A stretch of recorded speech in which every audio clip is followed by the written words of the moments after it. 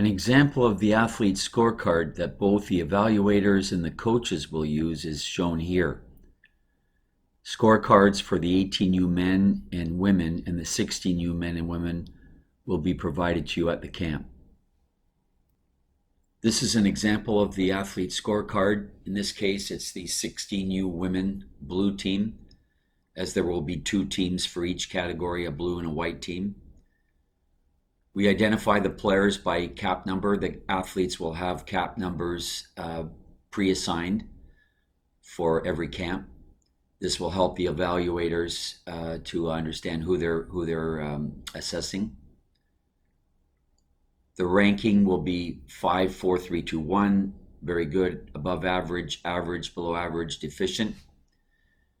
And there's a scorecard for both defensive play as well as offensive play. At the bottom, the name of the evaluator and the date of the evaluation. I won't go into the specific details of the defense and offensive scorecard, except to make a couple of comments. Let's look at the top defensive scorecard, ability to implement press defense. There's a whole bunch of individual detailed skills related to that one sentence. And later on in the presentation, I'll be going into a little bit more detail on those points. Same on the offensive scorecard side. For example, look at the first one, ability to receive, control, distribute ball against the press. Requires a great deal of a variety of skills. Leg work, ability, a ball handling ability, strength, etc.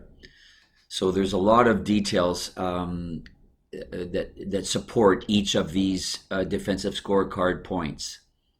I'll leave it there for now, but these will be things that we'll be having ongoing conversations about as we work together over the course of the year. And of course, at any time, if you have any questions that you would like to ask about any of these individual points, please don't hesitate to do so.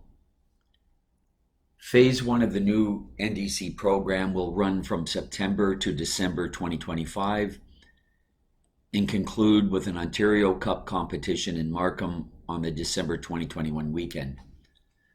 I will speak more on that project later. There will be 2 weekend camps in Markham, September 2021 and October 4-5. There will also be 2 one-day competition days in Kingston at Queen's University Pool on September 27 and November 22nd. Phase 2 will run from January to June 2026 and will offer 2 one-day competition dates in Kingston.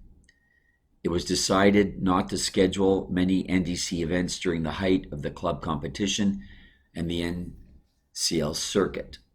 Progress of the NDC athletes during this Phase 2 will take place primarily through scouting at NCL and club competitions, in addition to the 2 scheduled NDC events.